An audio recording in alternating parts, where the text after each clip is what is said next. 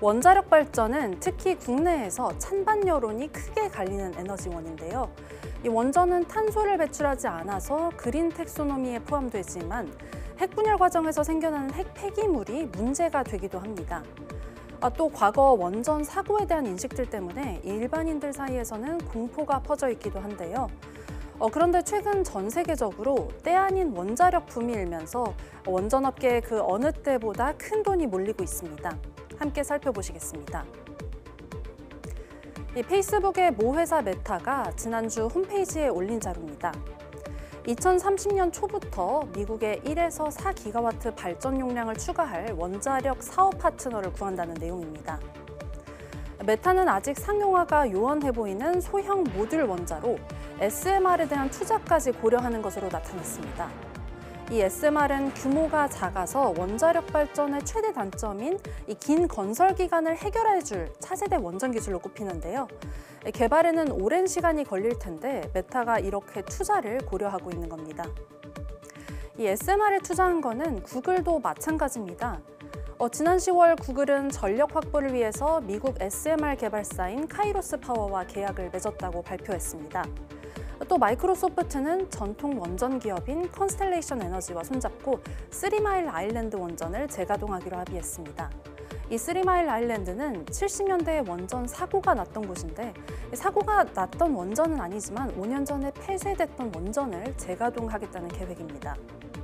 아마존도 데이터 센터에 들어갈 전기를 원자력으로 확대 공급하기 위해서 탈렌 에너지와 손을 잡았습니다.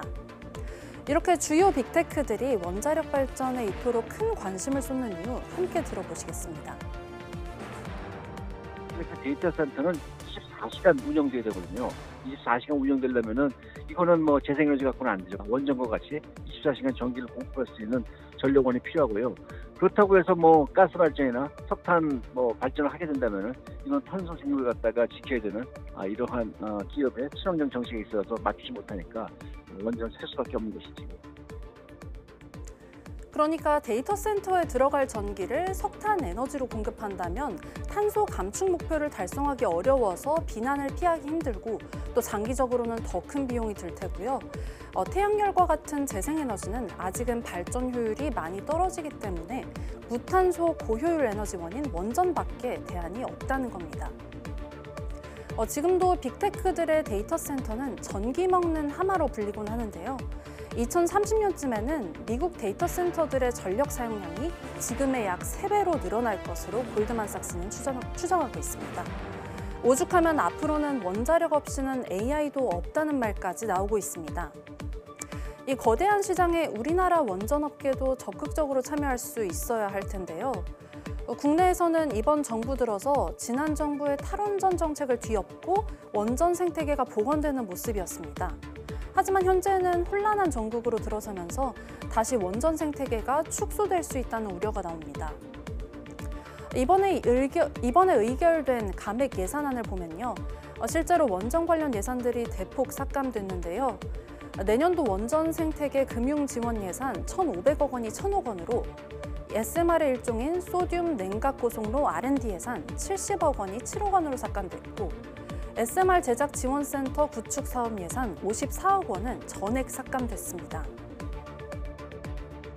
원자력 기술 개발이라든가 원전 새로 건설하는 거라든가 이것은 정권의 유지 계획을 뛰어넘거든요. 그렇기 때문에 이렇게 자꾸 흔들리는 거는 바람직하지 않고요.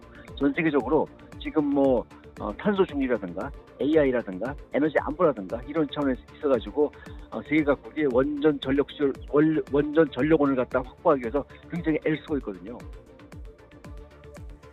네, 물론 원전 기술에 대한 투자는 정치계 등 여러 이익단체의 찬반이 갈리고 있지만요.